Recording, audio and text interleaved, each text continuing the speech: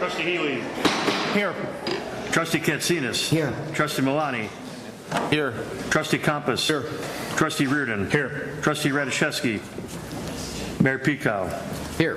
Please rise for the Pledge of Allegiance. I pledge allegiance to the flag of the United States of America and to the republic for which it stands, one nation, under God, indivisible, with liberty and justice for all.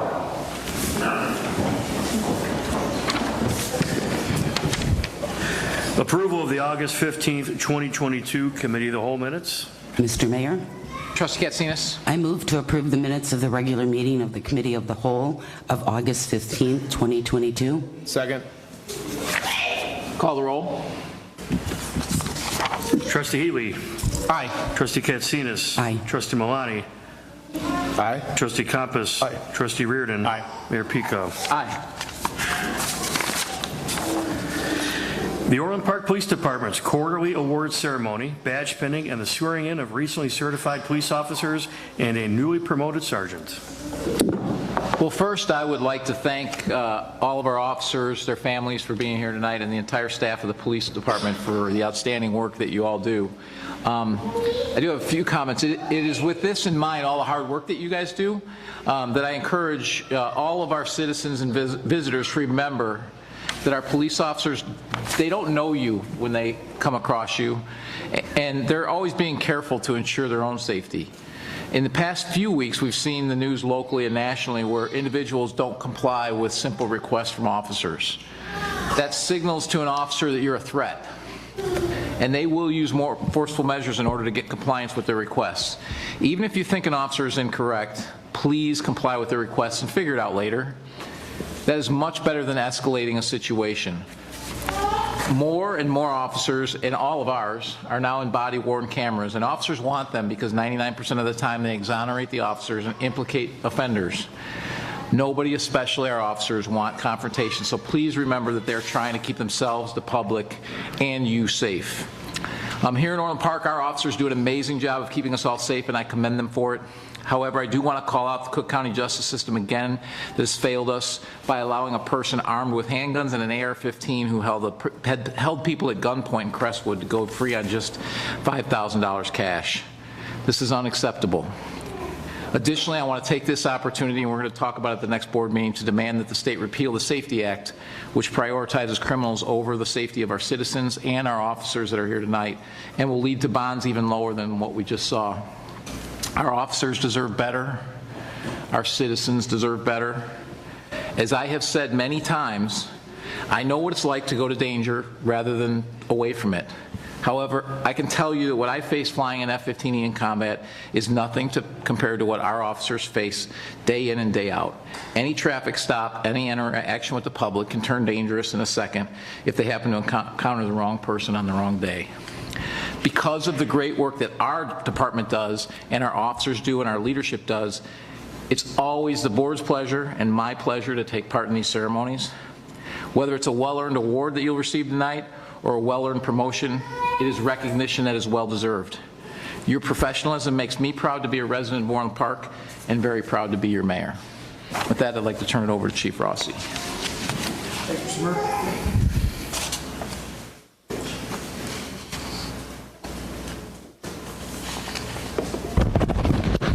Mr. Mayor, trustees, thank you. George, Jim, thank you for allowing us to have this award ceremony tonight here. I want to thank friends and families for coming out tonight. We're going to welcome 4 new officers to the Orland Park Police Department, to our family. We have a sergeant that is going to be pinned tonight, newly promoted, and we have a lieutenant and a commander that are going to be pinned also by a family member. With that, I'm going to turn it over to Dave O'Connor, the Board of Trustees, who's going to swear in, beginning with Sergeant Casey Wall.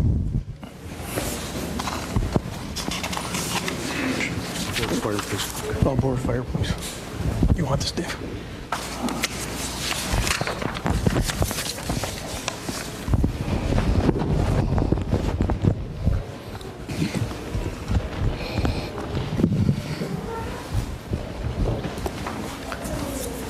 Raise your right hand.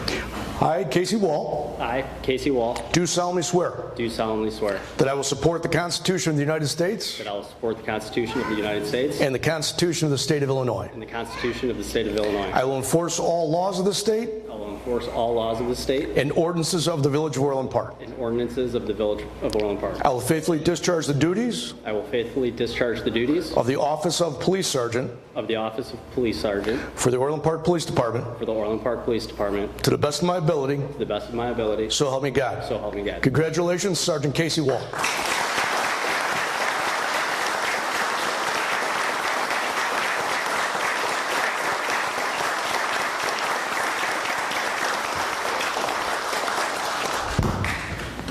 Sergeant Wall was hired by the Orland Park Police Department as a patrol officer in 2013. During his tenure as a patrol officer, he's a field training officer. He trained all the new recruits coming on board, street evidence technician, targeted response unit officer. He was promoted to case detective. While a case detective with the Orland Park Police Department, he served in assignments with South Suburban Major Crimes Task Force, Cook County Internet Crimes Task Force against children, and he's pinned today by his father, Murph. Chief, Sergeant. Thank you. Congratulations. Sign off on both votes. I want to read that first. You can read it first. So the next four individuals that we doing the swearing in by President O'Connor are four of our recruits. All of them were hired this year. They completed their training at their respective police academies, are currently field training with their FTOs. And we just received word they all are going from phase 1 to phase 2. So we'll be starting with Officer Lindsay Vanderland. Lindsay, do you want to step forward?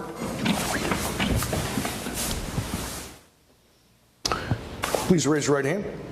I, Lindsay Vanderlaan, I, Lindsay Vanderland, do solemnly swear do solemnly swear that I will support the Constitution of the United States that I will support the Constitution of the United States and the Constitution of the State of Illinois. and the Constitution of the State of Illinois. I will enforce all laws of the state I will enforce all laws of the state and ordinances of the Village of Orland Park. and ordinances of the Village of Orland Park. I will faithfully discharge the duties I will faithfully discharge the duties of the Office of Police Officer of the Office of Police Officer for the Orland Park Police Department for the Orland Park Police Department to the best of my ability, to the best of my ability, so help me God. so help me God. Congratulations, Officer Lindsay Vanderlaan.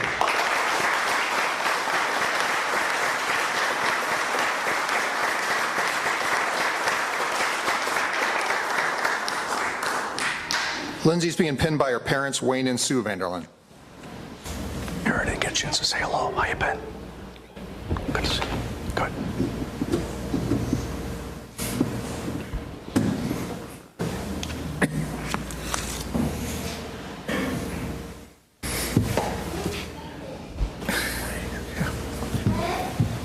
You can't win.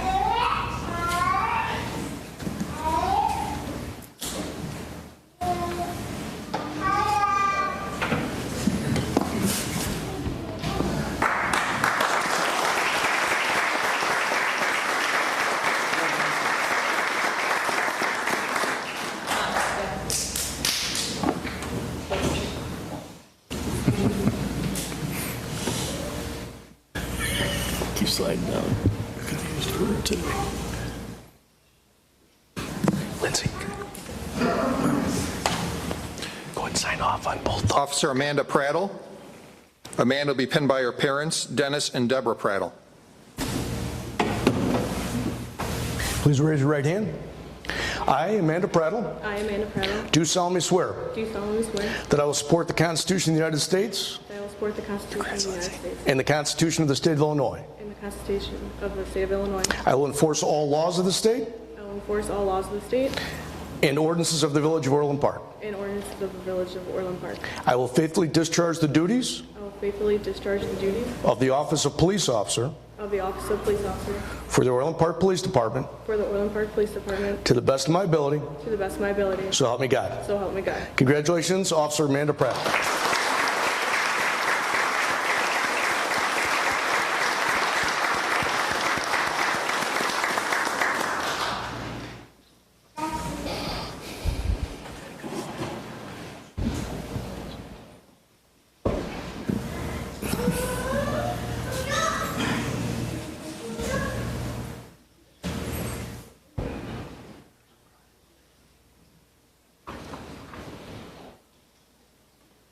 This is being prom, trying to get my boutonniere. Yeah. It must be tough on the parents. It must be tough on the parents.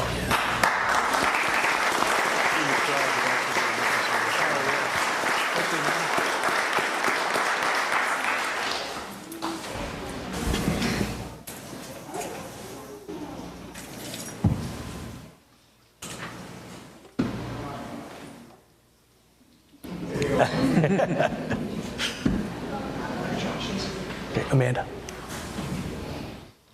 Sign both those, please.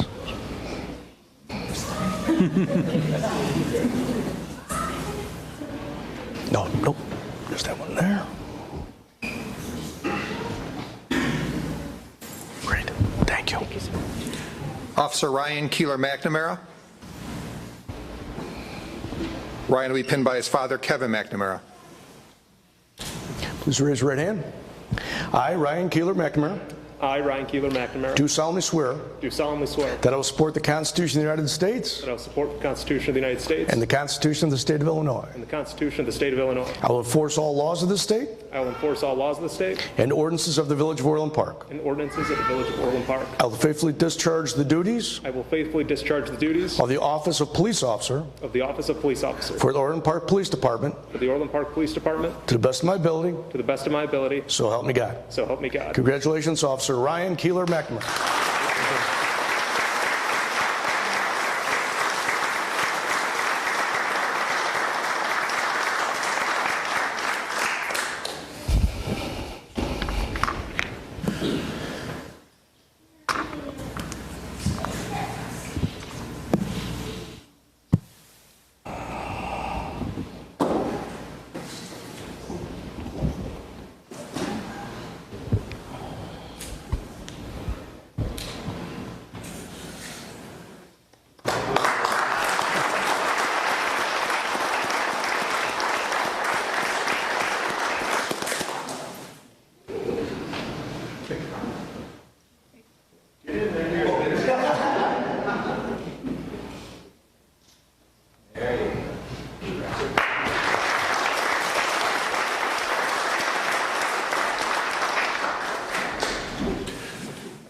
Officer Cody Gestes.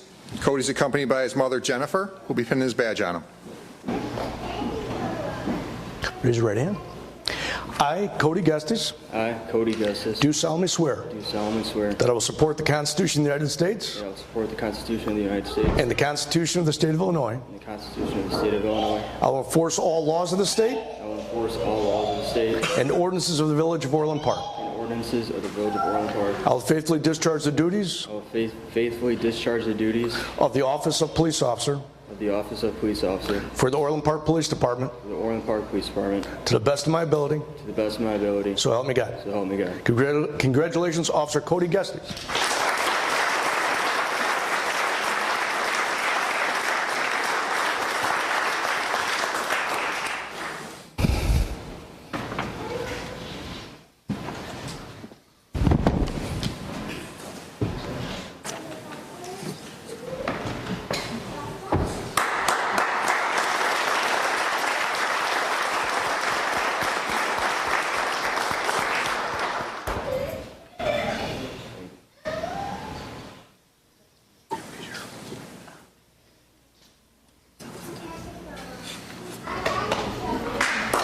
Cody.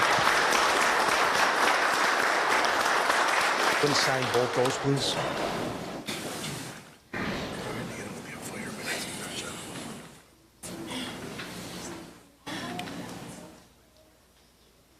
Excellent. Thank you. Whoa. All right. Next up, we're here to celebrate the promotion of two of our employees. The first one up will be Wayne Lee, promotion from lieutenant to commander. Wayne's got hired by the police department in 2001 as a patrol officer. He was a DARE officer, school resource officer at Carl Sandburg High School, and then moved to case detective/investigator. Wayne was promoted to investigative sergeant in 2016, investigation lieutenant in 2021, and now commander of patrol. Congratulations, Wayne.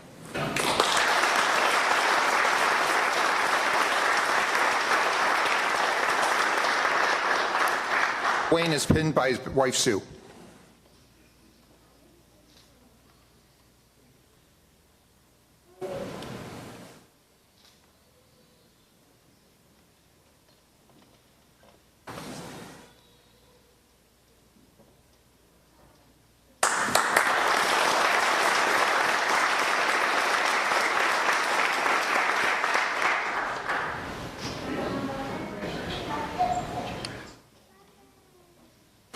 Next up, we're celebrating the promotion of Sergeant William Fitzgibbon to the rank of lieutenant. Bill was hired as a patrol officer in 2008, served as an FTO, street ET, targeted response unit officer, and a supervisor of that unit when he made sergeant. He's assigned to the FBI Violent Crimes Task Force, promoted to sergeant in 2020, and as I said, was supervisor of the TRU unit. Bill's going to be pinned by his father, Bob, but I would be remiss not to acknowledge his wife, Christina, in the crowd, who's also a sergeant on the Orland Park Police Department, so we have the entire family.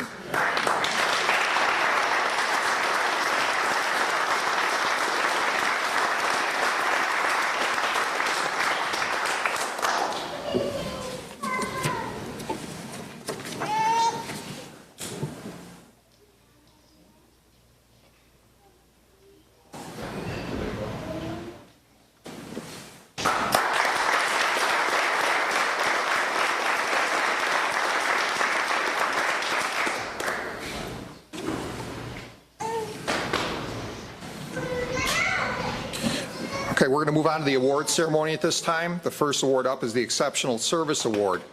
The Exceptional Service Award is presented to officers and employees of the department for a highly credible accomplishment, bringing public acclaim to themselves, the department, or the police profession as a result of training, devotion to duty, or service to the public. This award is presented to Lieutenant William Fitzgibbon, Tactical Officer Tyler Lorick, Tactical Officer David Hansen, Tactical Officer Nate O'Connor, Tactical Officer Alex Vayner, Tactical Officer Michael Benjamin. On April 5th, 2022, the Targeted Response Unit conducted a traffic stop on a vehicle. Immediately upon stopping the vehicle, further movement by the two occupants was observed.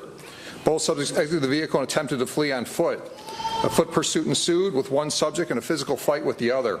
Both subjects were ultimately taken into custody.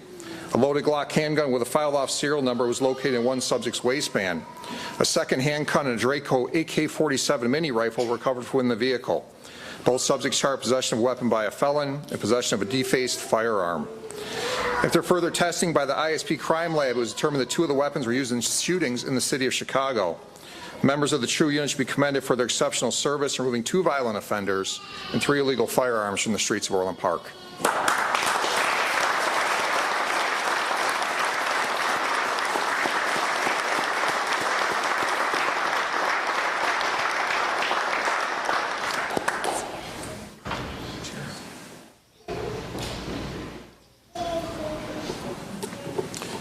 Exceptional Service Award presented to Investigator Chris Lacerdo. On March 13, 2022, the Orland Park Police Department responded to a commercial burglary at the Binny's Liquor Store at 103 Orland Park Place. When officers arrived, they observed the suspects had smashed out the front glass door with a sledgehammer and sold over $8,500 worth of premium liquor. Review of the security camera footage revealed mask-gloved suspects committed the crime and fled the scene in a white Vert van. Investigator Lacerdo reviewed street security camera footage and located the suspect vehicles. Using investigative resources, Investigator Lacerdo located both vehicles in Chicago and began surveillance. After a lengthy surveillance, Investigator Lacerdo developed suspects and spoke to other police departments who had prior burglary contact with them. APB bulletins were reviewed from these other police departments, and Investigator Lacerdo obtained 2 court orders for tracking devices on the suspect vehicles.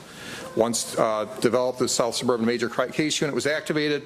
Call detail search warrants for the suspect's cell phones were obtained, which placed them at Binny's during the time of the burglary.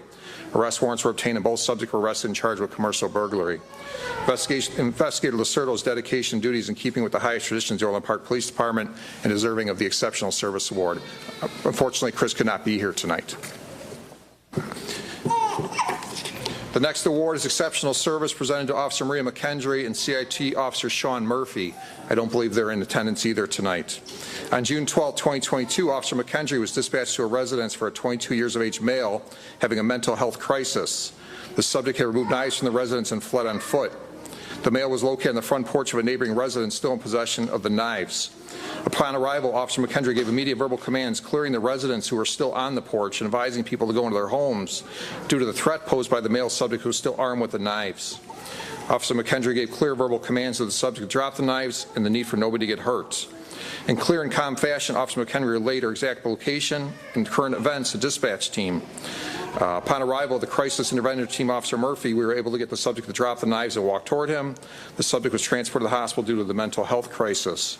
Due to the combined efforts of Officers Murphy and McKendry, they successfully de-escalated a highly stressful and dangerous situation without incident, and are to be recognized for the Exceptional Service Award.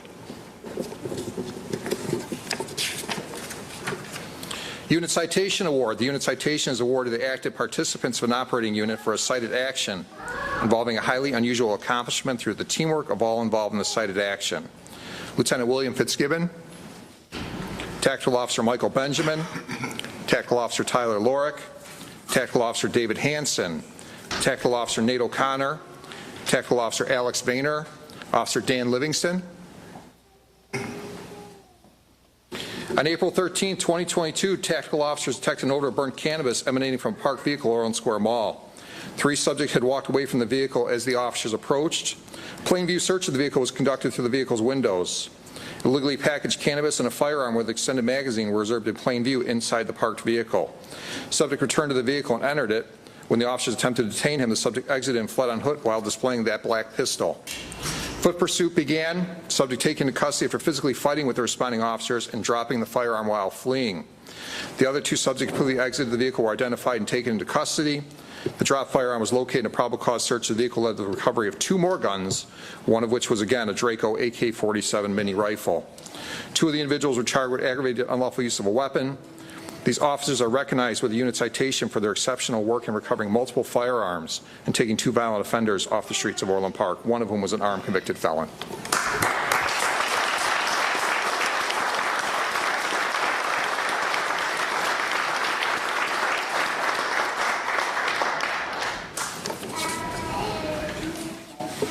Nice job, guys. Thank you. Life-saving medals. The life-saving medal is awarded for an act performed by officers or employees of the department whose prompt and alert actions resulted in the savings of a human life. Officer William Kazmierzik. On April 3rd, Officer Kazmierzik was dispatched to a residence referencing a 65-year-old male who had collapsed. Officer Kazmierzik determined the male was not breathing, had no pulse. AED was utilized and a shock was administered. The Orland Fire Protection District paramedics arrived and took over treatment. The male was brought back to life and transported to the hospital for further treatment. Is Mr. Stephen Dorich and his wife Ava in attendance, please? Stephen Dorich. Would you like to go up and stand by the officer, Mr. Dorich? Mr. Dorich was the person that Kaz saved. Officer Kazmierzik is presented a life-saving award for his fast action dedicated to duty that resulted in the saving of Stephen Dorich's life.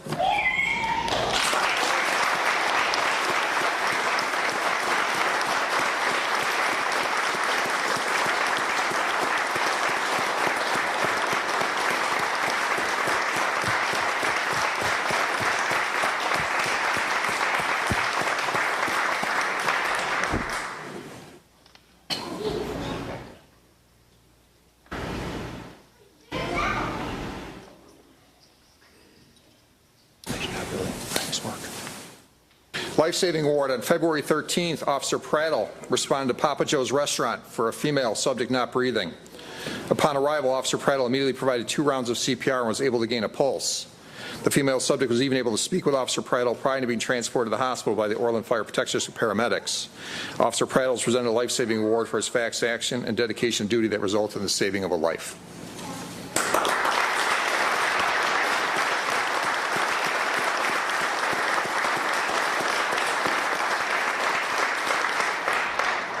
Life-saving award, Officers Przlicki and Healy. On January 30th, Officer Przlicki and Healy responded to a residence for an ambulance assist for a male subject not breathing and turning blue. Upon arrival, the officers began CPR while applying an AED. 1 shock was administered and the male subject regained a pulse. The male subject was then transported to the hospital by the Orland Fire Protection District paramedics. Officers Przlicki and Healy are presented a life-saving award for their fast action, dedication to duty that resulted in the saving of a life.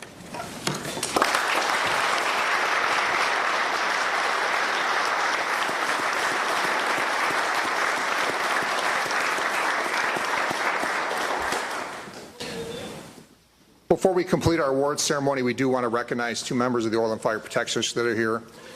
Chief Schofield, Deputy Chief Sinkapalmi, everything we do is in combination with the fire district, especially on these life-saving awards. We go to the scene, we use an AED, we start CPR, but that's not enough. It's the completion of our relationship with the fire district that allows us to do what we do. So I just want to say thank you to you guys.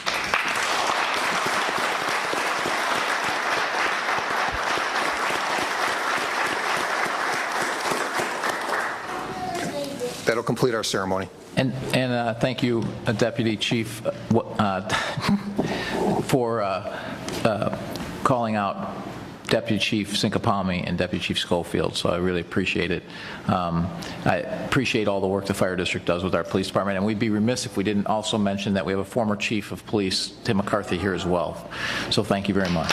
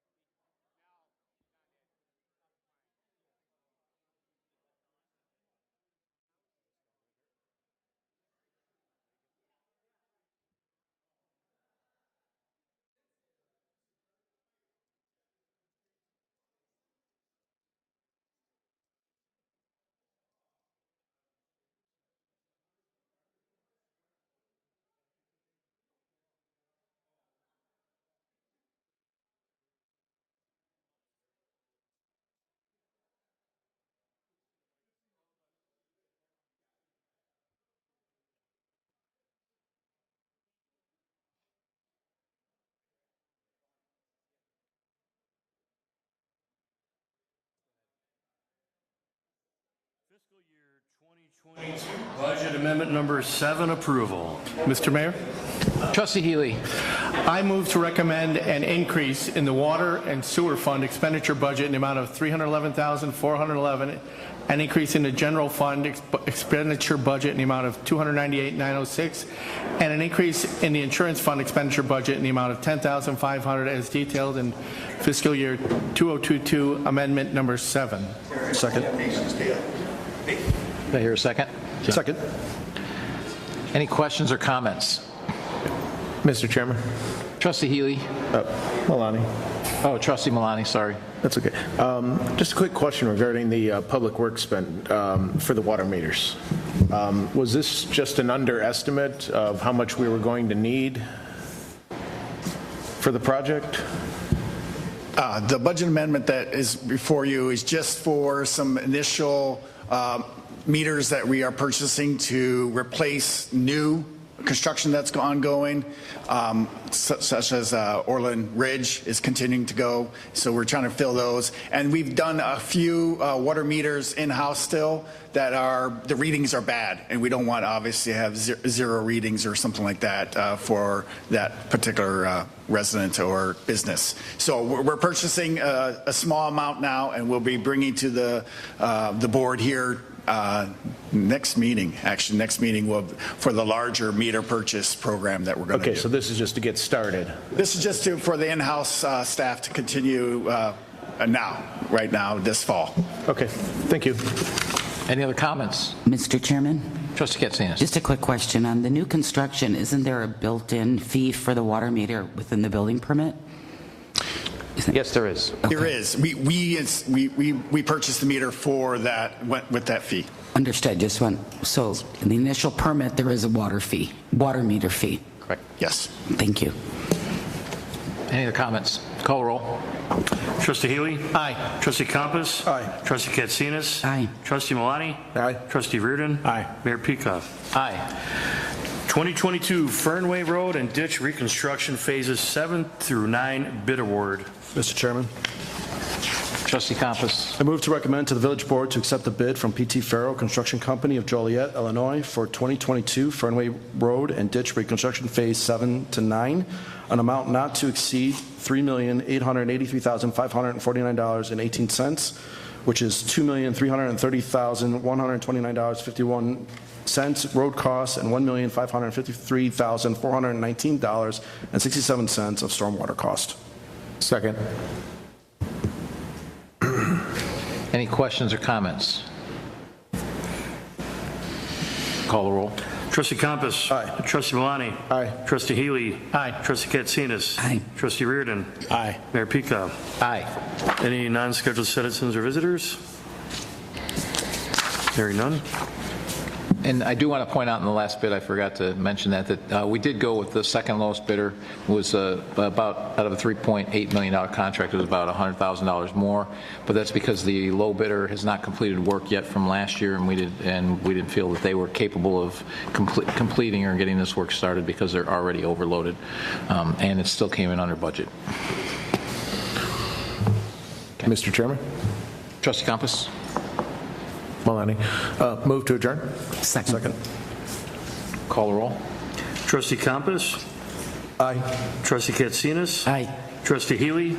Aye. Trustee Malani. Aye. Trustee Reardon. Aye. Mayor Pika. Aye. Trustee Malani's throwing his voice today. It's contagious.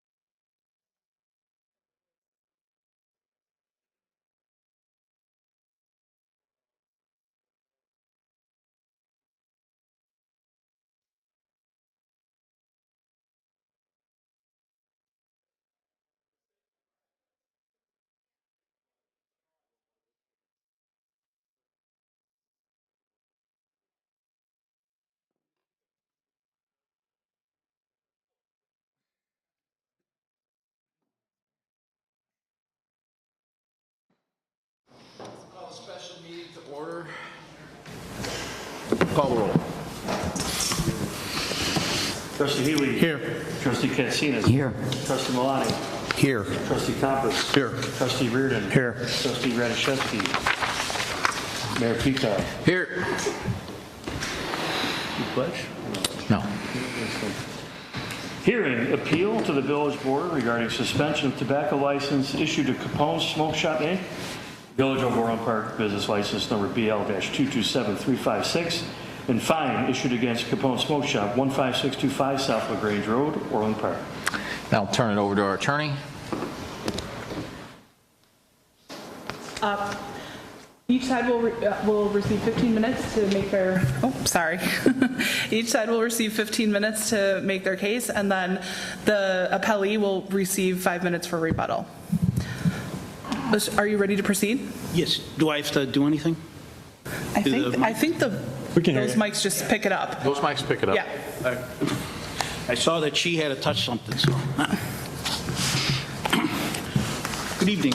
My name is Jeffrey Javors. I represent Capone Smoke Shop Incorporated, and with me is Val Buspa and Al Hamad, who are interested parties and are adversely affected by the decision of the hearing officer.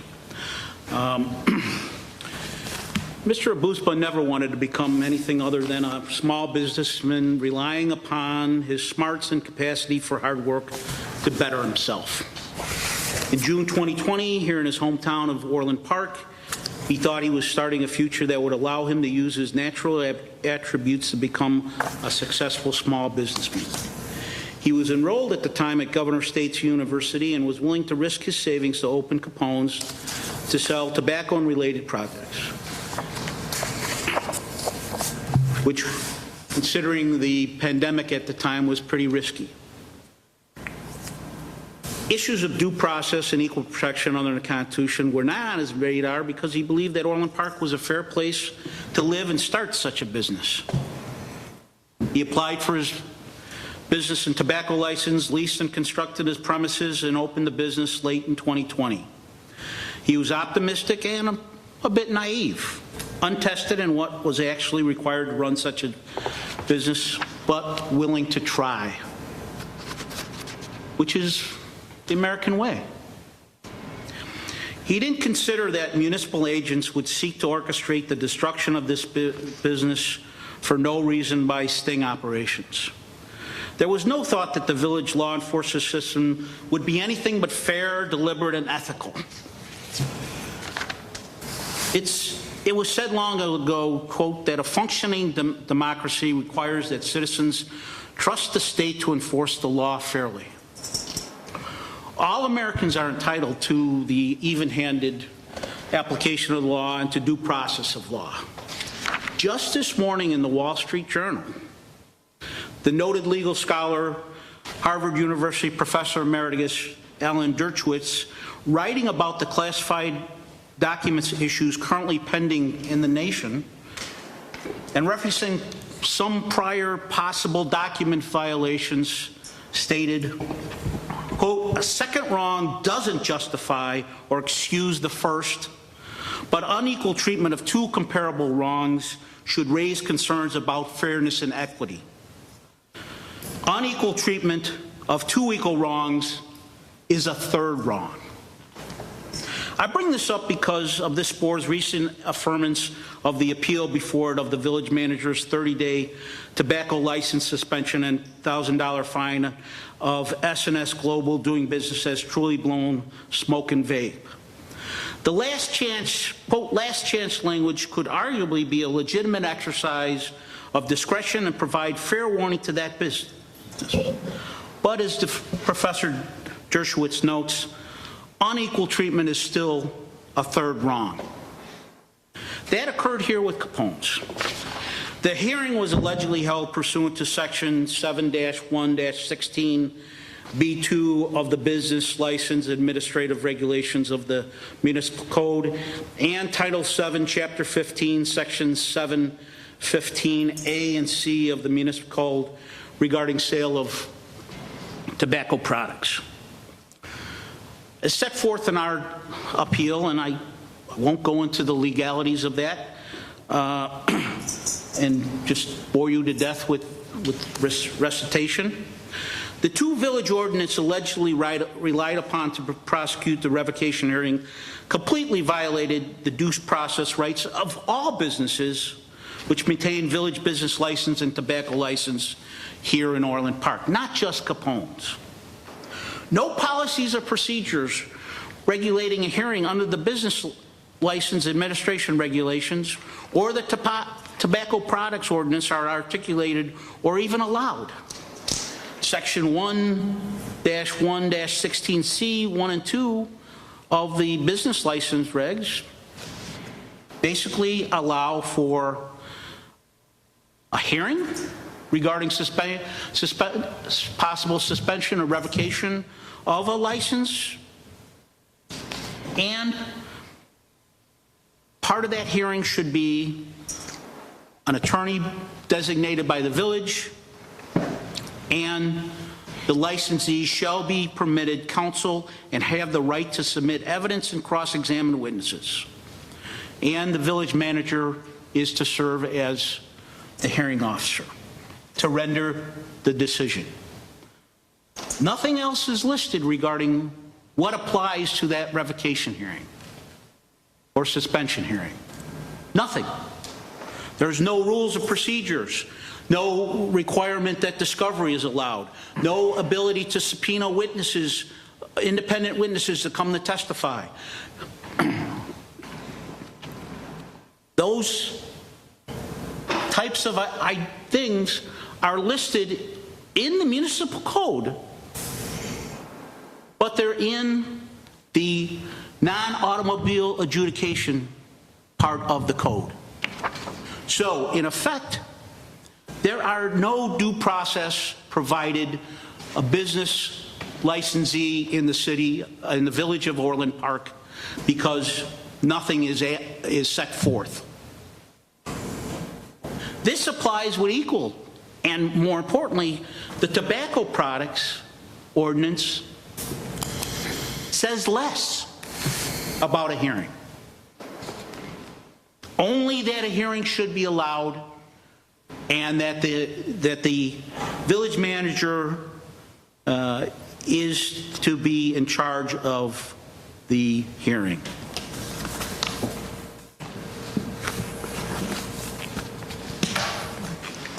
In this instance, as set forth more fully, there was no forewarning regarding what procedures and alleged rules would be applied in the hearing Capone's was allowed. In fact, Ms. Skrodsky said, I was delegated to make all the formal rulings regarding evidence and things of that nature. Nothing in the village code allowed for that delegation of authority by the village manager. And in effect, it violates the Illinois Municipal Code regarding who must be a hearing officer and how that status is obtained. This is your ordinances. You or your predecessors are the ones who instituted them.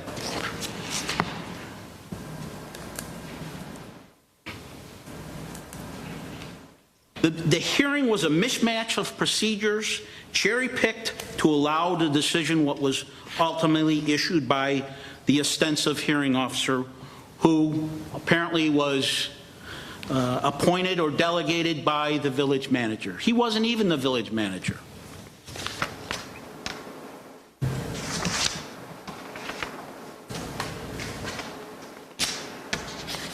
Such fair notice could never be allowed because the business license registration administrative regulations regarding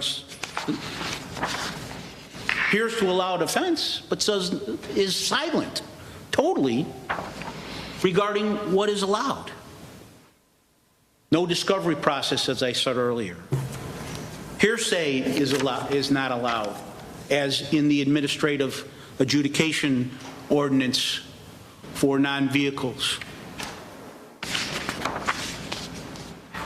And it is silent in explaining how a licensee can adequately compel independent witnesses to appear at a hearing. Thus, Thus, when comparing the Truly Brown situation with Capone's, a fair and impartial reviewer, such as this body, must question why both Capone's business license and tobacco license was revoked and only Truly Brown's tobacco license was suspended. The next question is, why did Mr. David Eternal, the city's administrative hearing officer, on May 3rd, 2022, make no mention of a last chance or provide any notice to Capone, attorney, or Mr. Abuspa that both the business and tobacco license were justified by pleading liable and paying a $1,000 fine? Why was Truly Brown giving such fair notice and Capone was not? As Professor Dershowitz stated, unequal treatment of two wrongs make a third wrong. All the alleged infractions in both businesses were orchestrated by municipal employees or agents. No competent evidence was presented of any citizen's complaint about underage sales to Capone's. Reviewing the Truly Brown's hearing officer order provides the same conclusion about it. All those notices of violations were orchestrated by the village employees.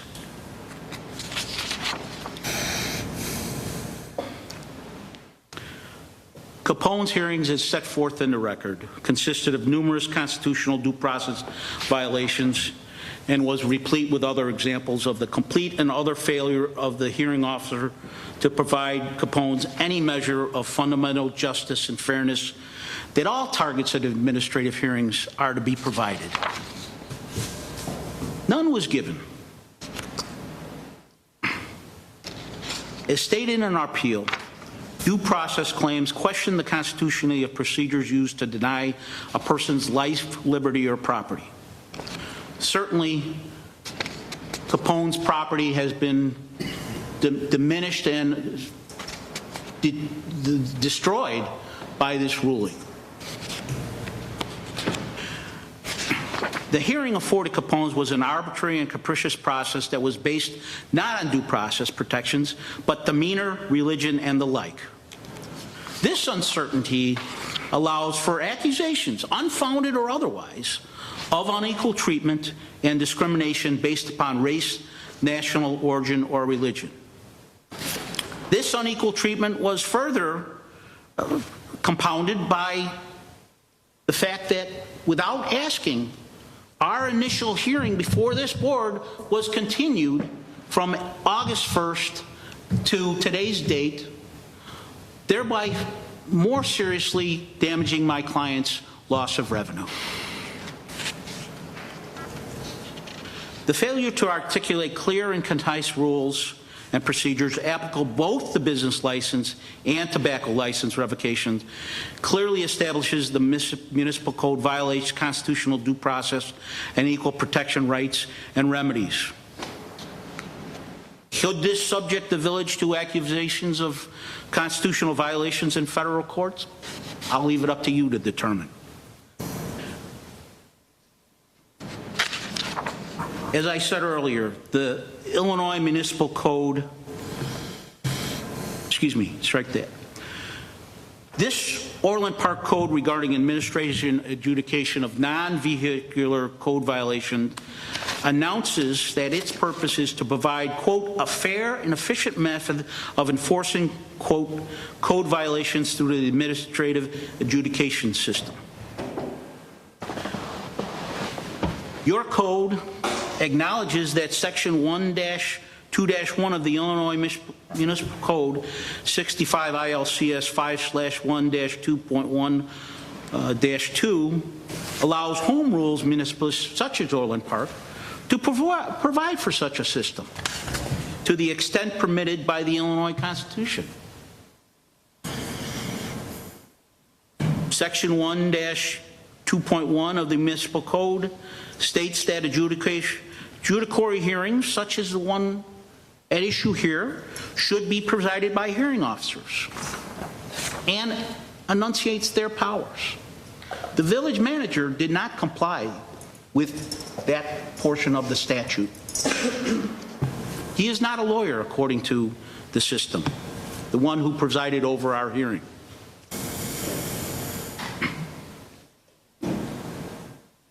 Section 1-2.1-5, paren A. 1 minute. States that any ordinance establishing a system of administrative adjudication shall afford parties due process of law.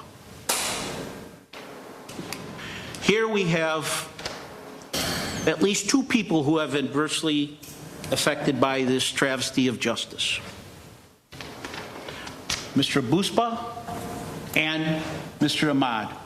Mr. Buspa acknowledged in February of this year that he was having difficulties running his business. As I said, he was optimistic and naive. Which one of you would start a business today knowing what you know now? He asked Mr. Ahmad to help him out. And Mr. Ahmad was attempting to do that by seeing if the business was worth his investment. And in May, early May, when he made that decision, Time's after, thank you for your time and attention.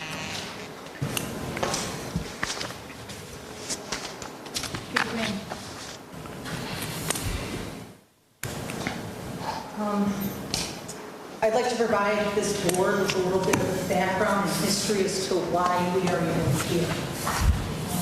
By way of background, a hearing on the business license and tobacco license of Capone Smoke Shop was scheduled for June 1st, 2022. On that day, Mr. Jay Morris, appearing on behalf of Capone's, requested a continuance of the hearing and also requested copies of documents the village intended to use at the proceeding. His request for a continuance was granted and the date of June 29th was agreed upon by all. At that time, I also tendered council a copy of all documents and police reports relevant to the proceeding that the village intended to introduce at the hearing. On June 29th, 2022, the acting village manager, Mr. Collada, presided over the hearing. The notice of hearing alleged 8 violations of village code. The basis of those 8 counts were 3 separate instances of underage sale of tobacco to a minor, all occurring within a 12-month period. The hearing officer found that Capone's Smoke Shop was in violation of village code as alleged in the notice of hearing and ordered a revocation of their business license and tobacco license. As you know, multiple times throughout the year, Orland Park Police Department conduct compliance checks on all businesses selling tobacco within the village. The purchases are conducted by the Orland Park Police Department in a covert capacity with the aid of minors who are under the age of 21.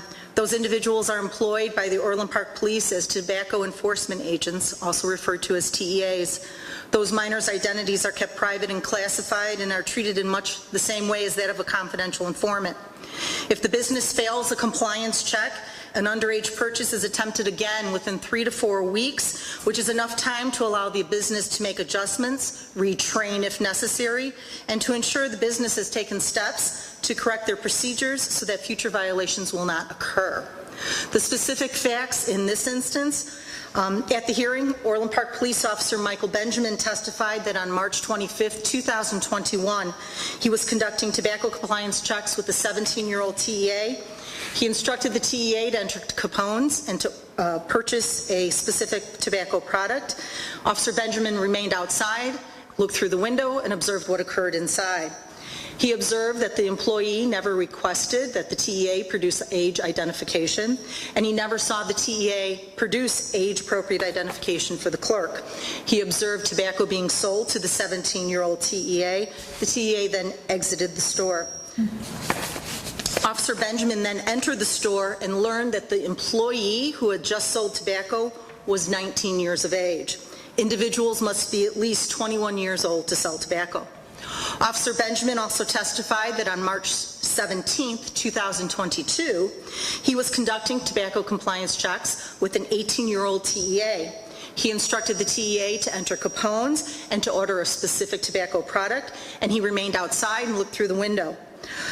Officer Benjamin observed that the employee never requested to see the TEA's identification, and the TEA never produced age-appropriate identification to the store clerk prior to the tobacco being sold.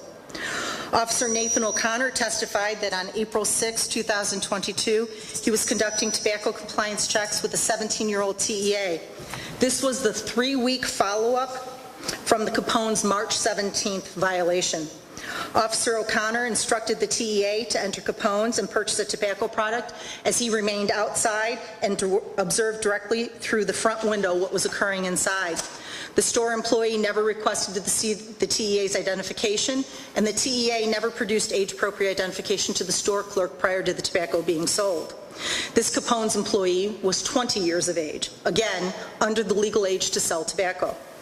At the hearing, Capone's Smoke Shop presented the testimony of Mr. Muhammad Abusba, the owner of Capone's at the time of all 3 violations.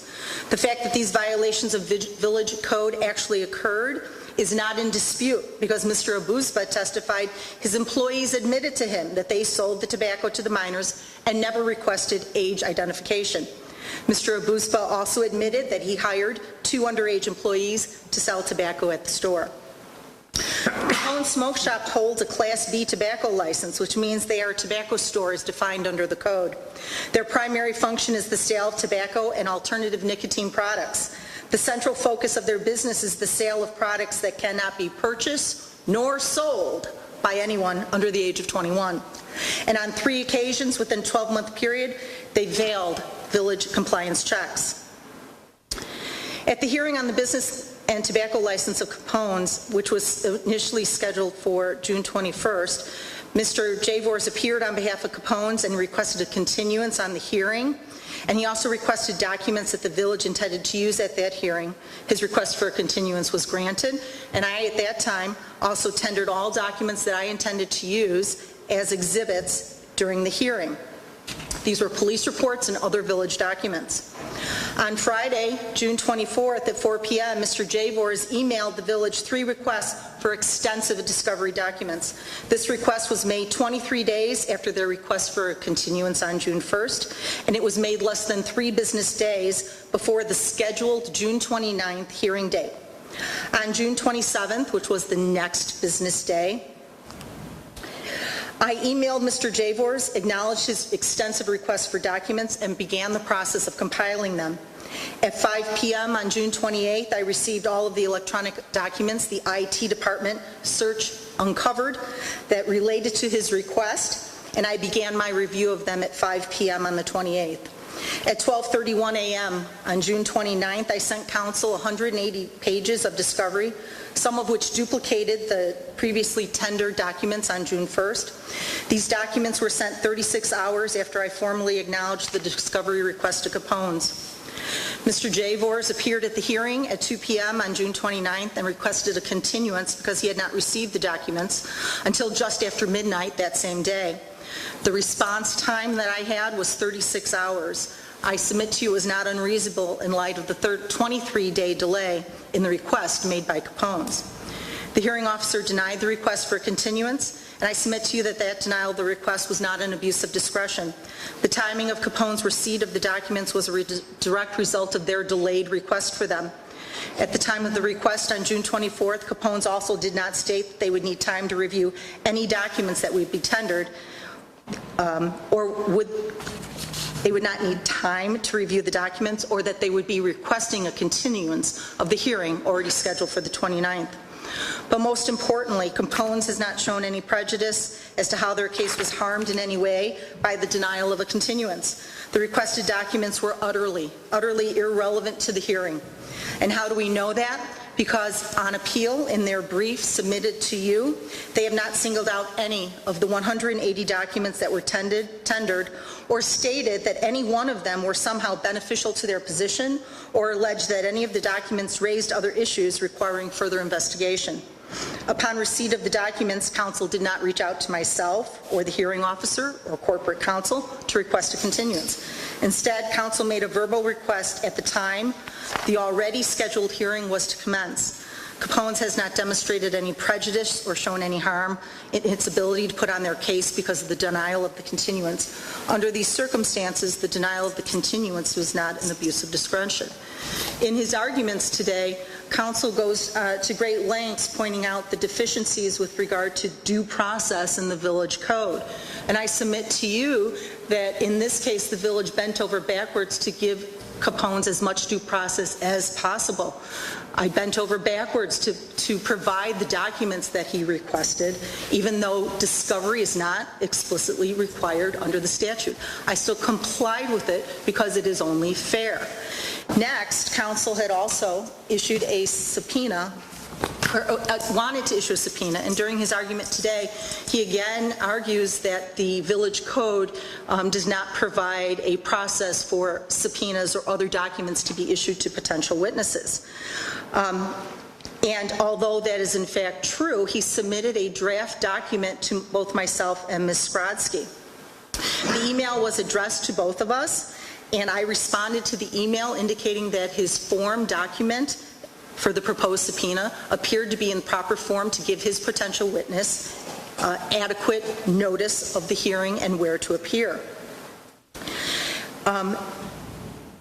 In his brief, he argues that Ms. Skrodsky never specifically replied to his request regarding the subpoena, but I submit to you, if you look at his exhibit, which is attached to his appeal, which is a copy of the email that was sent to both of us, his email never specifically requested that Ms. Skrodsky answer his questions. I answered, I replied on the 24th, and there was no follow-up from Mr. Javors at any time asking for further instruction with regard to the subpoena.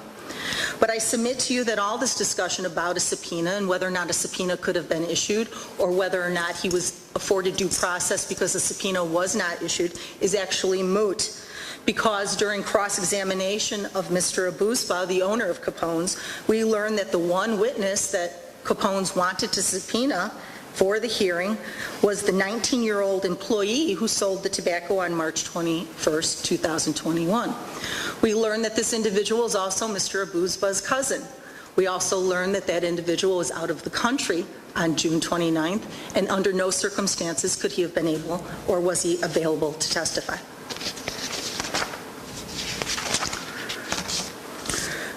Mr. Javors, as the representative of Capone's, argues that there was also a due process violation because Ms. Skrodsky indicated that she had been delegated by the hearing officer to rule on procedural questions. But Capone's claims that there is no specific process under the village code for the transfer of this authority. I submit to you that village code does in fact allow a hearing officer to have counsel present at the hearings.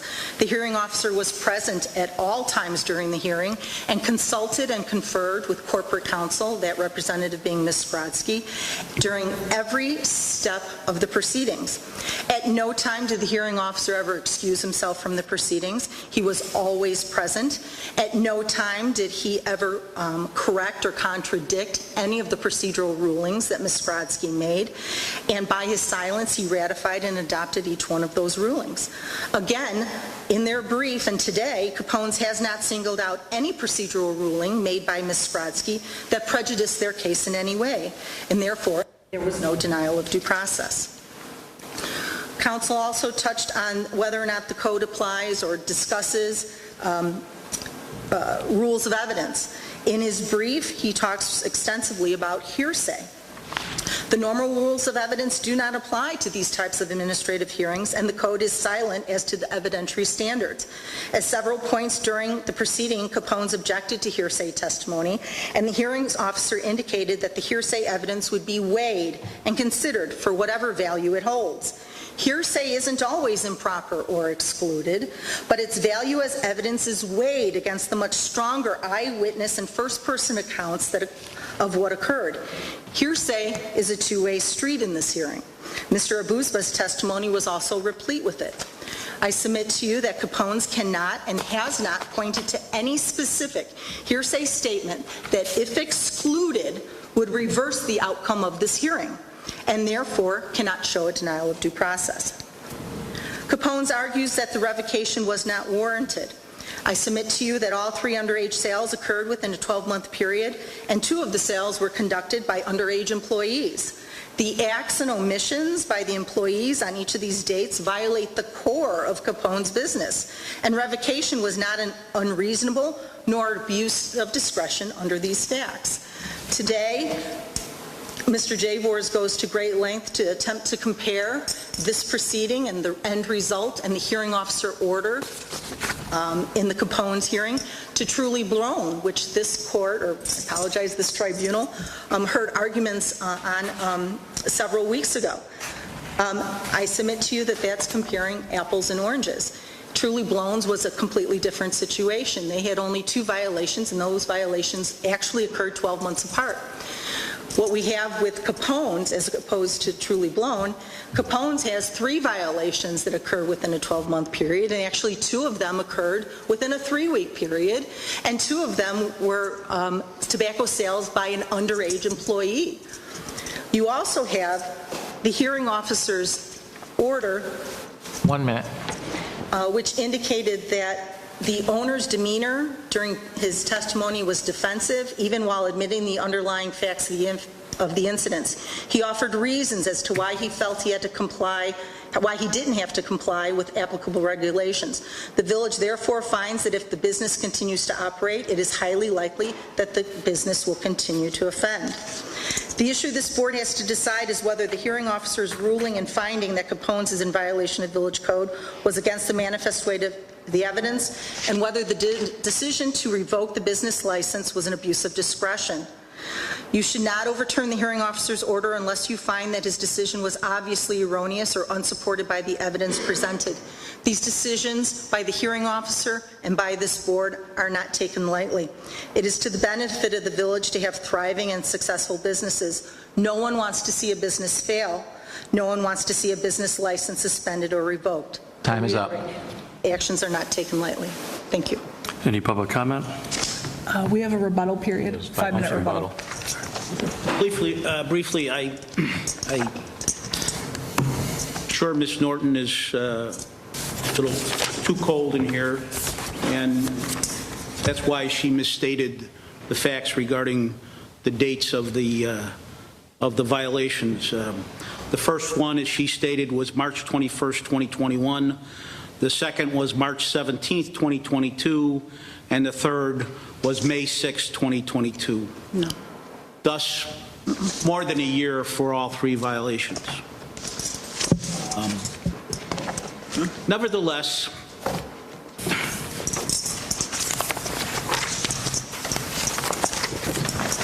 I was not allowed to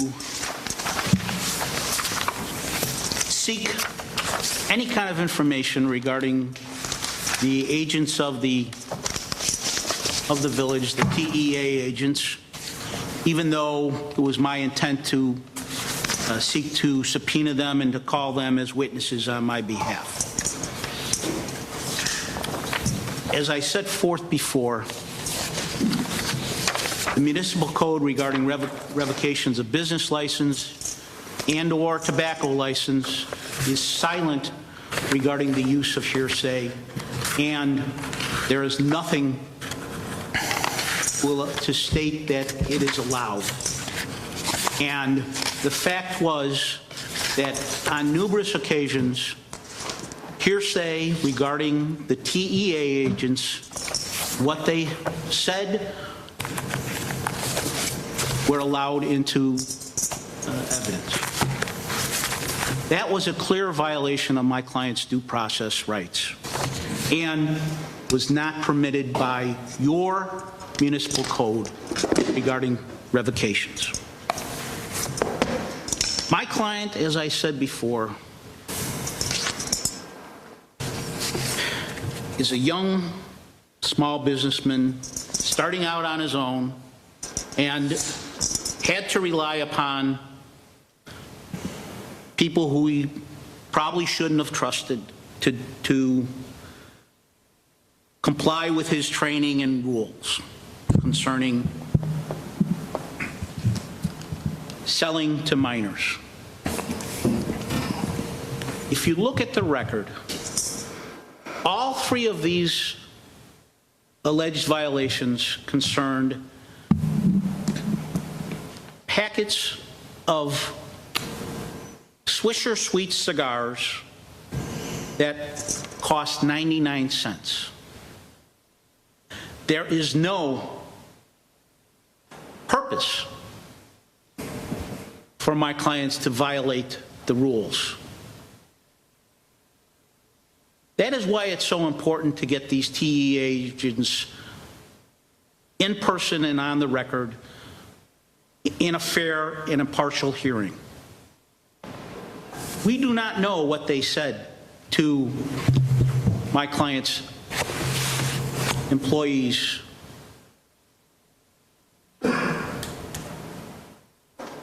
We do not know what they look like.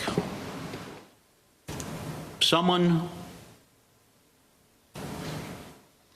could look 32 and be 52. Someone could look 27 and be 16. I'm not excusing that. I'm not offering that as an excuse, but my client respectfully deserves another chance, and we respectfully request that you reconsider the revocation of both his business and tobacco license and one more chance to it. 1 minute. Thank you. Thank you for your comments. I wasn't wrong. Is there anybody with any questions?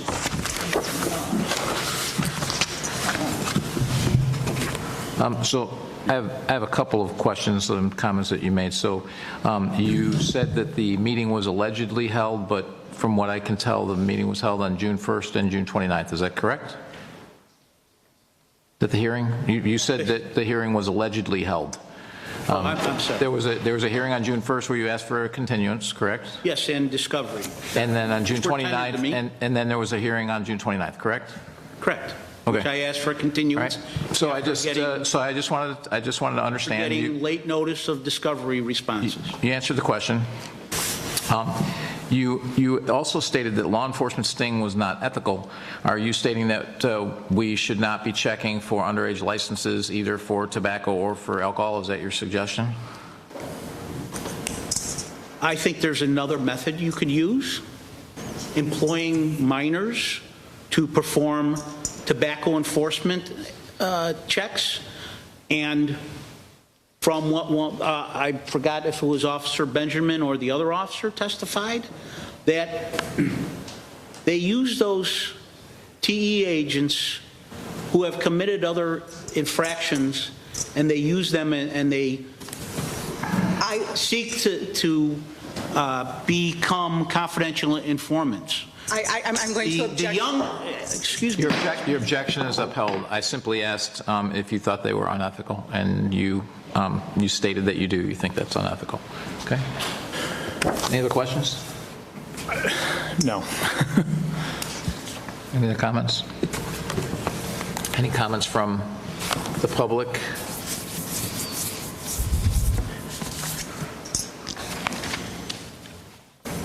Okay. We had a motion to go to executive session. So moved. Call roll. Trustee Compass? Aye. Trustee Katsinas? Aye. Trustee Healy? Aye. Trustee Milani? Aye. Trustee Reardon? Aye. Mayor Peacock? Aye. Going to executive session. Both officers, when you ask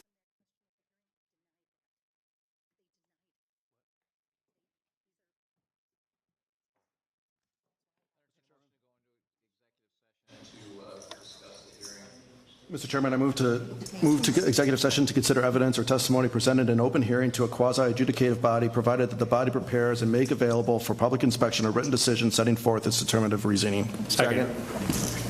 Call roll. Trustee Compass? Aye. Trustee Reardon? Aye. Trustee Healy? Aye. Trustee Katsinas? Aye. Trustee Milani? Aye. Mayor Peacock? Aye.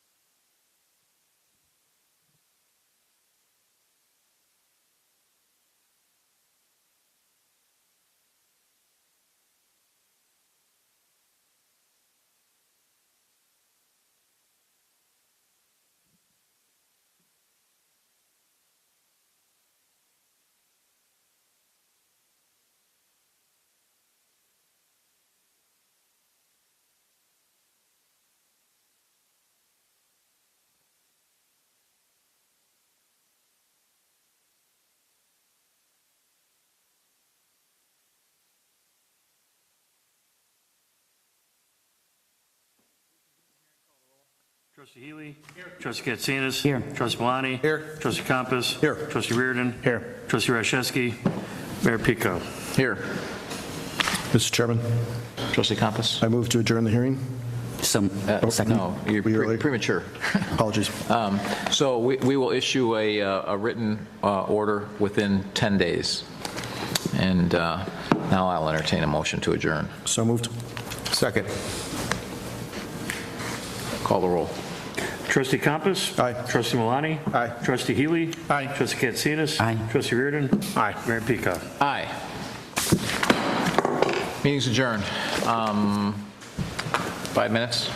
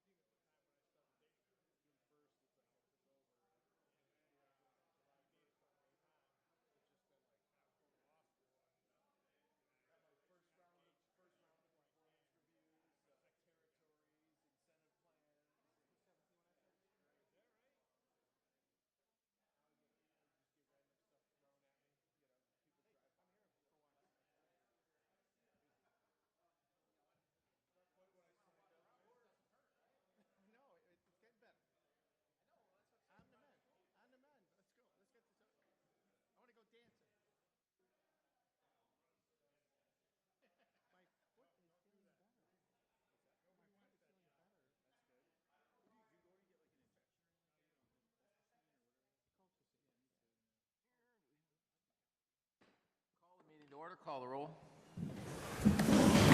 Trustee Healy. Here. Trustee Katsinas. Here. Trustee Malani. Here. Trustee Compass. Here. Trustee Reardon. Here. Trustee Radiszewski. Mayor Pico. Here. Please rise for the Pledge of Allegiance. I pledge allegiance to the flag of the United States of America and to the republic for which it stands, one nation, under God, indivisible, with liberty and justice for all. Approval of the August 15th, 2022 regular meeting minutes. Mr. Mayor, Trustee Katsinas. I move to approve the minutes of the Board of Trustee meetings of April 15th, 2022. I'm sorry, that's what it says in mine, but it's not correct. It'll be August 1st, right? August 1st, 2022. Second. Call the roll. Trustee Katsinas. Aye. Trustee Reardon. Aye. Trustee Healy. Aye. Trustee Malani. Aye. Trustee Compass. Aye. Mayor Pico. Aye. Accounts payable approval. Mr. Mayor, Trustee Healy. I move to approve the accounts payable from August 2nd, 2022 through August 15th, 2022 in the amount of $3,362,852.93. Second. Any questions, comments? Call the roll. Trustee Healy. Aye. Trustee Reardon. Aye. Trustee Katsinas. Aye. Trustee Malani. Aye. Trustee Compass. Aye. Mayor Pico.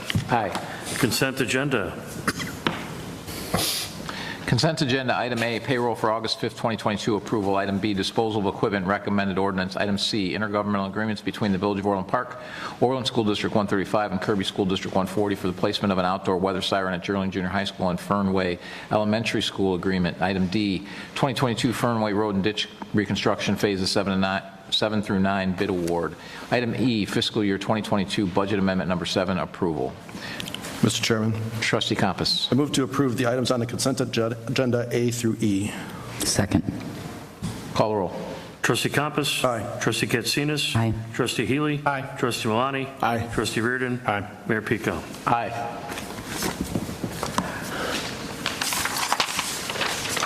(2022) Fernway Subdivision Road and Ditch Reconstruction Phase 7 through 9 Construction Management.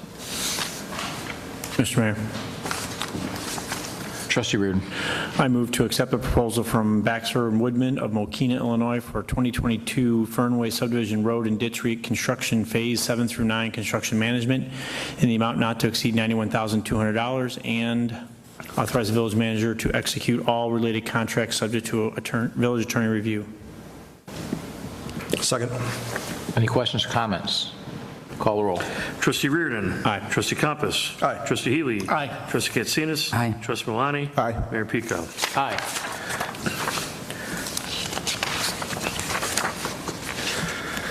Waterford Point.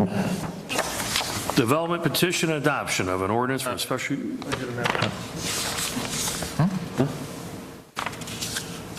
The budget amendment was done with the consent. Oh, that's not consent.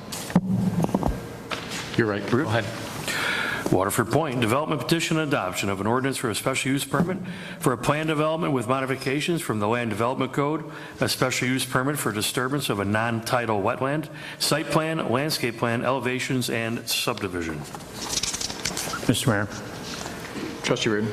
Regarding case number 2021-0140, also known as Waterford Point, I move to recommend to the village board to approve the committee of the whole action, which is fully referenced below, and I move to adopt an ordinance entitled Ordinance Granting a Special Use for a Planned Residential Development, a Special Use for Disturbance of a Non-Tidal Wetland, and a Plat of Subdivision for Waterford Point, which is Waterford Point 110-15 West 153rd Street. Second. Is there something to present for the landscape plan or no?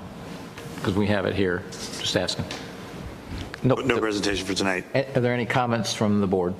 The only thing I didn't see on the landscape plan, and I know why, because it's not incorporated into the engineering plans, is we are going to, one of the things we did approve was making sure that we have a connection from that northeast cul-de-sac through to the north for the future subdivision. So I know it's not in there, but I know that it's included in the committee of the whole. I just don't want that to be forgotten. Call the roll. Trustee Reardon. Aye. Trustee Katsinas. Aye. Trustee Healy. Aye. Trustee Malani. Aye. Trustee Compass. Aye. Mayor Peacock. Aye. Motion carries 6-0. Main Street Triangle Consultant Recommendation. Mr. Chairman, Trustee Compass. I move to approve staff initiating negotiations on a master development agreement for the Main Street Triangle with Edwards Realty Company. Second.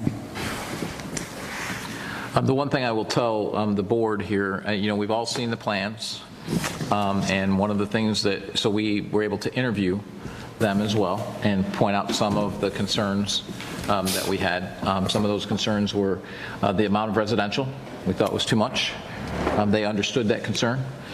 They even mentioned that it's possible that there may not be any residential, which we said the less the better. I think that was the message that we as a selection committee in the interview process told them, the less residential, the better. And they took that to heart. Also, they indicated, well, this was a generality. The things that have been mentioned before as far as LOIs and such still all exist, including the gaming, the e-gaming, and all of those still all exist. So what we're doing here is we're approving staff to negotiate.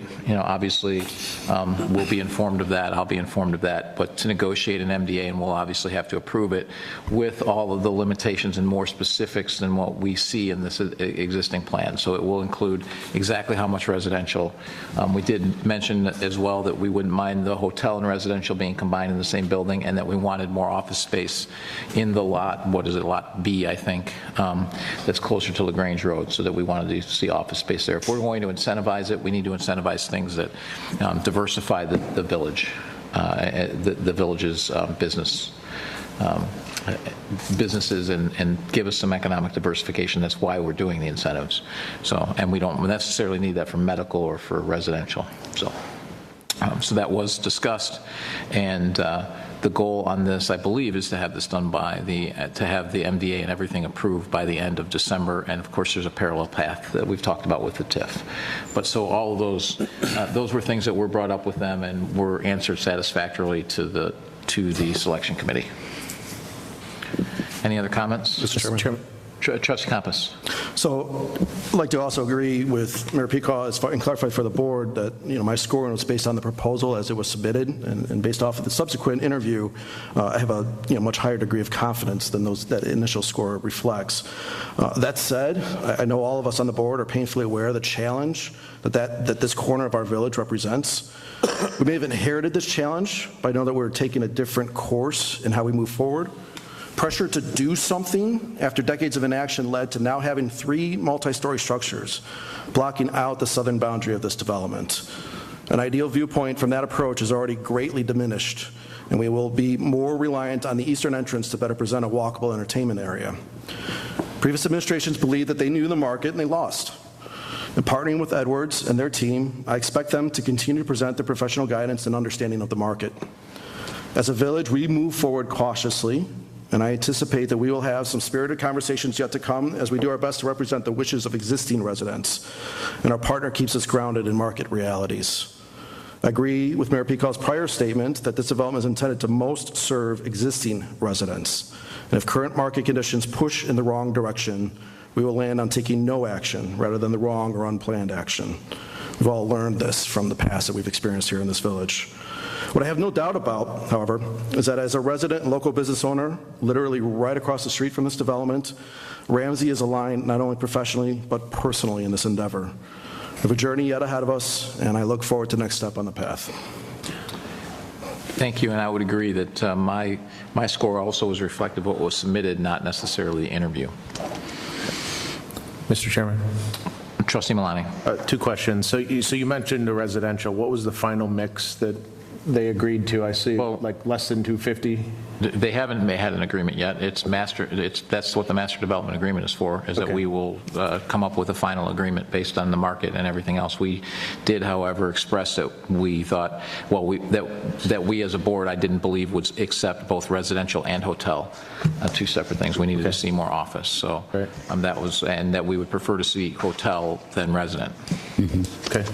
Second question too. I noticed that on the evaluation, some of the financial, marketing, and management plans were just kind of ranked somewhere in the middle there. Was there something that was missing We don't have great detail yet. We did not have our finance team look at it because we wanted to make sure this was approved. Again, this is going to be a negotiation going forward, and we didn't want to engage consultants and that 40 or 50 grand that's going to cost until we knew that the board was going to approve going forward. So we have seen the financials previously. We know approximately, ballpark where we're at. It's within the it's within that ballpark range from our previous estimates, so we feel fairly confident that they're going to get there and to where this project can happen.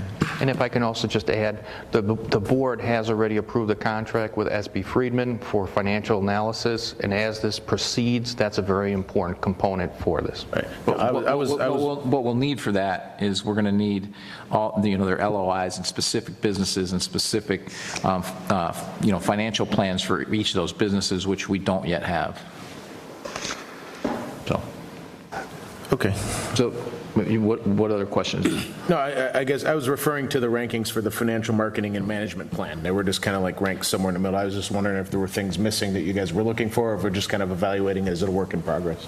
Well, they were in the middle because they're just not that detailed yet, right? I mean, they weren't enough to make us go, wow, but they weren't so, missing so much to make us go, it's horrible. It kind of falls in the middle. It's within the bounds of where we think it should be, but it's not extremely specific yet.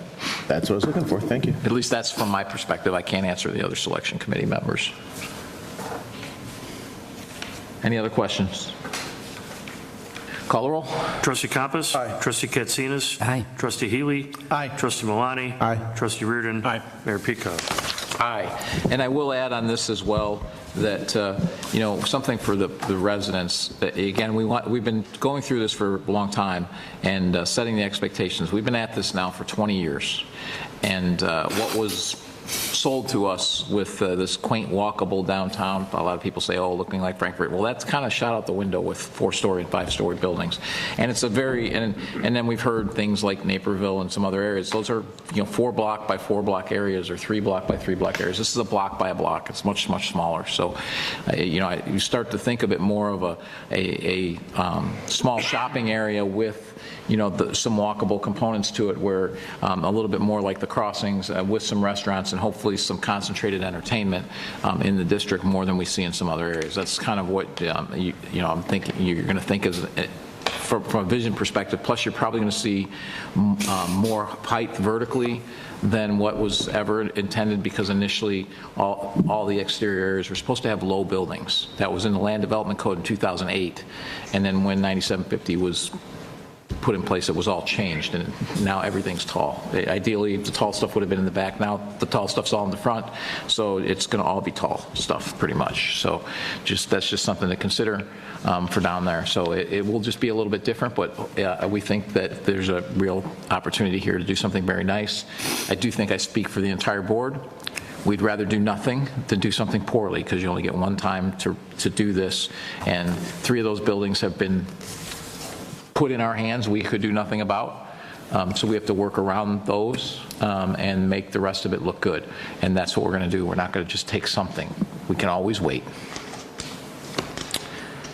RFP number 22-042, 94th Avenue and 159th Street Traffic Intersection Safety Study Award. Mr. Chairman. Trustee Malani. Move to award RFP number 22-042, 94th Avenue and 159th Street Traffic Intersection Safety Study to Civil Tech Engineering Incorporated for an amount not to exceed $45,163.15. Second. Any questions or comments? Mr. Mayor? Trustee Katsinas. Just a quick question. There's such a huge variance between the bidders on this. Significant, even though the rating on the lowest bidder, it looks like, was pretty competitive with the bid we're going with. Could you shed any light on that? We have Sean here, our engineer, and he can kind of talk about the process here a little bit. Yeah, so the selected consultant, Civil Tech, they meet the requirements that we're looking for the project at this time, because this is our shot to get the data we need and the traffic analysis we need to identify what's causing these issues with the intersection. And if the other consultants don't seem to have enough hours to do that type of work, to get to find the source. So Civil Tech had the best proposal that met those requirements, what we're looking for. So more data. Yeah, more data, and then it'll further help funding applications in the future, right? This is our one shot to do it right, and then get funding in the future for the improvements we want to do in the next phases for design. Thank you. Yeah. Any other questions or comments? Mr. Chairman. Trustee Compass. So I think for me, personally speaking, it's that west to southbound left turn lane that always seems like it's a risk where you got traffic and visibility that's blocked out when you try to make that turn. I'm sure it's true of both directions. It strikes me as being similar to 159th and 80th, but probably not as high traffic because we don't have folks that are avoiding the LaGrange Road. I guess my question to you is, I know we put a red light camera there, not for the purpose of ticketing red right turners, but to get more information and more understanding of what goes on at that intersection. So I'm hoping that data is also included in this, so we have even more insight as to how things work. That data, and they'll get new data. A lot of the traffic counting and tracking is through cameras nowadays. There's not actual people sitting there, so they track all the movements. They see what's going on. There'll be in-depth review of the traffic accident reports. Someone will actually read them and tell us, like, this is why the accident occurred in their professional opinion. So that's the big key, and that's why you need more hours, and that's why the people who had the right scope, that's why Civil Tech was selected, because they had that scope. Thank you. Yeah. Any other comments? One question that I have in the event, we know we have a potential proposal for that corner, 159th and LaGrange, it wraps around there. Will that be incorporated into this if that project gets approved? If it eventually goes to construction, because they're in such proximity, there may be some leakage into adjacent intersections, especially the Grange, because it's so close. Okay. We'll have to see what the recommendations are. Okay, great. Any other comments? Call the roll. Trustee Milani? Aye. Trustee Compass? Aye. Trustee Healy? Aye. Trustee Katsinas? Aye. Trustee Reardon? Aye. Mayor Pico? Aye. Amend Title VII, Chapter 4, number of Class A liquor licenses ordinance. Mr. Chairman. Trustee Milani. Move to adopt an ordinance entitled An Ordinance Amending Title VII, Chapter 4 of the Orland Park Municipal Code regarding the available number of Class A liquor licenses issued by the Village of Orland Park, Cook and Will Counties, Illinois. Second. Any questions or comments? Call the roll. Trustee Milani? Aye. Trustee Compass? Aye. Trustee Healy? Aye. Trustee Katsinas? Aye. Trustee Reardon? Aye. Mayor Pico? Aye. Amend Title VII, Chapter 4, number of Class D liquor licenses ordinance. Mr. Chairman. Trustee Compass. I move to adopt an ordinance entitled An Ordinance Amending Title VII, Chapter 4 of the Orland Park Municipal Code regarding the available number of Class D liquor licenses issued by the Village of Orland Park, Cook and Will Counties, Illinois. Second. Call the roll. Trustee Compass? Aye. Trustee Milani? Aye. Trustee Healy? Aye. Trustee Katsinas? Aye. Trustee Reardon? Aye. Mayor Pico? Aye. Any non-scheduled citizens and visitors? Board comments. Trustee Compass. So it's weekend before this last, despite some hot weather and some Sunday morning storms canceling the car show, I thought we had a fantastic 3 days and nights with the Taste of Orland Park this year. We had a great crowd all 3 days, and from what I saw, the fine-tuning we did to our events and layout worked out very well. So thank you to staff and leadership on putting that together. I especially appreciate that the keynote to the Saturday evening is still, and as started by Mayor Pico, a tribute to our active service members and veterans. It's an energy that you can feel in the crowd as we recognize those to whom we are forever indebted for our freedom.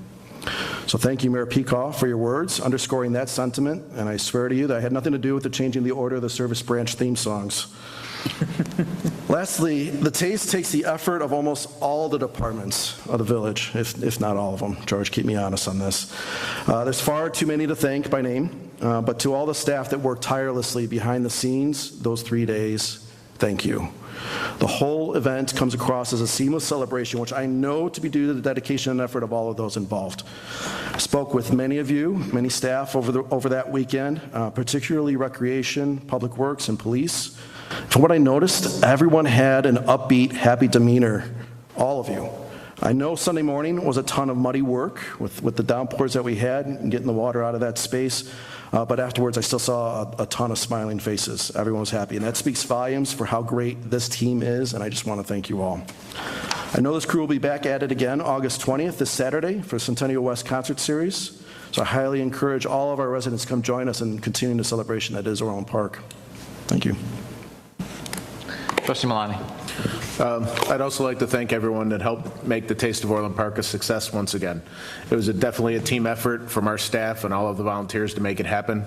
And as Trustee Campos said, while the weather didn't play nice with us all weekend, it was still a great event. So thank you all.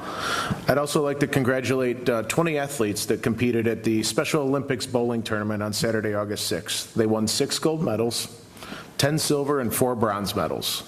All of these gold medal winners will advance to the sectional tournament in October. So congratulations once again to the athletes, and thank you to all of our staff that make those events possible. I'd also like to look forward to seeing everybody at the August 20th concert at Centennial Park West, featuring Elton Live, the Pearl Jam tribute band, and Without You Too, a tribute band as well. So looking forward to that and seeing you all out there. Thank you. Trustee Katsinas. Thank you. I just want to echo Trustee Campos's remarks on the staff. The staff did an amazing job. Joel was a great gatekeeper. Watched him for a while there. Nobody got by Joel. But everyone. And in addition, I'd like to thank the vendors and the corporate sponsors, because really without the vendors and also without the sponsors, the event would not have been a success. So thank you to the vendors, sponsors, and the attendees. Also, I would like to congratulate the members of the Orland Park Police Department. If you get a chance, the meeting before this was our committee meeting. We had several promotions. In addition, we were able to welcome 4 new officers to the force. So, and what a great show of support to all those individuals. You can't see on the camera, but the whole room was packed. And of course, a couple of life-saving awards, which were just bone-tingling, made you tingle, and just the respect these men and women and what they do day in and day out to keep us safe and also to save lives in the process. So thank you for that. Trustee Healy. I would like to echo the words of Trustee Campos, Trustee Malani, Trustee Katsinas, and probably Brian too. Orland, it was a wonderful festival that was put on by staff and everybody. It doesn't come without hard work, and from bun cakes to mows, it was just a wonderful time. And like as Sean said, just a lot of smiles all around. And and then we get to the police ceremony here, which was just. I'd like to smile, but it's like you're in awe of these people, and you're just amazed at what they've done. And it's hard to smile, but you just stand there, dumbfounded or whatever, which probably isn't it's probably a usual look for me on a lot of occasions. But and I commented to the clerk here about Clerk O'Sullivan, that how young these people look. Both the recipients and their parents look young too, and all that. And the one final comment I'd like to make is a compliment to Mayor Pekow for changing the veterans time a couple years ago to go from 11 o'clock in the morning to being the right and prime time. I think it means so much, and not only to the veterans, but I think it means a lot to the community too. And I think that was one of the best moves going, and I don't see that ever changing. So thank you. Trustee Reardon. So the old adage is certainly correct that, a politician, everything that needs to be said has been said, but not everyone has said it yet. So every politician wants to say it, right? They talk about Congress all the time. So I will jump in a little bit, because the taste was so good this year. We're fully back. I think we're going to be back even, better next year. More businesses. My kids were there all 3 days. My kids are getting older, so it's a really nice community type thing to go to and allow my kids to go on their own a little bit. My wife and I were there for 2 of the days, and it just was fantastic. Echo what everybody else said. The awards, I've been on this board for a year and a half or so now. The awards night is so far my favorite part of every one of these meetings when we go through this, to see the family specifically. But tonight was specific with how many little kids were here, how many babies. So we talk about how these, great police department protects the community. But look what they have to, be scared of or be worried about, and all the stress that they have to go through because they have those families that they're, wanting to go home to every single night. And to have 4 new ones, four in today's time, being a police officer, 4 new good recruits that are eager to join a staff like ours, it says something. I mean, look at the problems other police departments are having around, the country. So, and everyone coming out to support them, current, past, former, police officers. So it's just really, it's thrilling to see that their promotions, the new police officers, the life-saving, like you said, I felt the same way, Trustee Katsinas, about listening to stories of people saving lives, and the gentleman was here tonight. I mean, you see, that's you don't hear about that. You hear about it, so much other stuff, but you don't hear enough about that type of thing. So again, enough on that, I guess. School's starting soon. Be careful out there. Buses, the bus drivers don't know where they're going. There's not enough of them. They're in a hurry. All that type of thing. So just be a little extra careful the next couple of weeks with your kids out on the bus stops and watching around. And the same thing with the concerts coming up this weekend and Labor Day. So have a good night. Thank you all for your comments, and thank you for the quarterly police awards. Also, something that's great, and we used to do it annually, and it was very, and it was great, but it was also a very long evening, and I like these much better, where families don't have to come and sit for 2 hours through the whole thing. So I think that's fantastic how we do it. Plus, we're constantly bringing new officers on the force and constantly getting these promotions, including Sergeant Wall, who is the first teenager ever promoted to sergeant. And we're just kidding because of how young he looks. But anyways, I also echo, can't come up with a different word, the comments of the trustees on the Taste of Orland, which was a huge success yet again. And we held it, and I want to point out, we held it even through COVID. We're the only place that did it.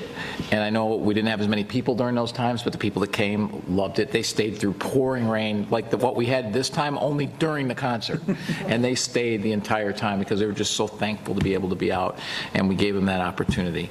I don't even know where to start with all the success, and I'm going to not mention everybody, and because there's so many people, but I'm going to specifically call out some people. Recreation, Ray, Allison, Greg, Doreen, and everyone else in Recreation for all your hard work. It's a big event that you guys really work hard to put on. Police Department Deputy Chief West not only did a great job reading tonight, but he did a great job in place of Chief Rossi, who managed to take a vacation during Taste of Orland. So he's clearly been in the police department long enough to figure that out. Our commanders, the lieutenants, the sergeants, the staff, the officers all did an amazing job. We saw people who normally are doing special details like the True Unit were out there working it. They do a great job keeping us safe. And then also Chief Schofield, Chief Sinkapalmi, who you saw tonight, they were there with the fire district, and they pitched in, with their very well air-conditioned trailer that they got to hang out in. So that was great as well. Public Works, thanks to Kenny, Sam, Tim, Ryan, and the entire staff that made sure the grounds were set up correctly and that we kept people safe, and they were parking people, and they were doing all of that as well. And Joel, of course, as we mentioned, was the bouncer at the door. And then we had, all the others from all the other departments who work the gates, they work parking, they work the Civic Center, they work the grounds, and they make sure that our staff has an amazing time. I also want to thank the VFW, the American Legion, Veterans Voices, and the Veterans Commission for honoring our veterans and our special guest, World War II vet, Rich Orland. There's not a lot of them left, and he stormed the beaches at Normandy. And he's my friend through the American Legion. I used to get to see him a couple Wednesdays a month for breakfast. I also want to give a thank you to his mayor, John Mahoney of Palos Park, who helped us honor him and came out and joined us at the event as well. So it was nice to see neighboring town come out and support one of their own. And again, as Trustee Katsinas says, thank you to all the sponsors and the vendors, because without you, you make the event possible and make it a success. But something that all the trustees forgot, and they wouldn't have if Joni was here. She would have certainly caught it. But thanks to all the residents and the visitors. who come here and are so neighborly and have a good time with no disturbances. It's your conduct and your behavior that truly make this event memorable year after year after year, and reminds me, probably all of us, of what great people not only live in our community, but also in the surrounding communities and in our country as a whole. Everybody's having a good time. There's tens of thousands of people out there, and there's no fighting or none of that. I mean, just people having fun and having a good time. That's what it's all about. So thank you to all of you for hosting and attending another amazing Taste of Orland. Lastly, as a reminder, please join us for the Centennial Park West concert with tribute bands to Pearl Jam, U2, and Elton John on Saturday. I have another event, so I cannot make it, unfortunately, but the trustees will be at my tent, I hope, and so come over and say hello to them. Also, let's not forget, at the end of the month, August 30th, we have the Veterans Golf Outing, because we don't have another board meeting before then. And then we have the September 3rd concert as well for Centennial Park West on that Saturday of Labor Day. And that's the last weekend of the pool as well. So please come out and enjoy all of that. Thank you very much for tonight, and there is no executive session, so I'll entertain a motion to adjourn. Mr. Chairman. Trustee Compass. I move to adjourn the meeting. Second. Call the roll. Trustee Compass? Aye. Trustee Katsinas? Aye. Trustee Healy? Aye. Trustee Milani? Aye. Trustee Reardon? Aye. Mayor Pico? Aye. We're adjourned.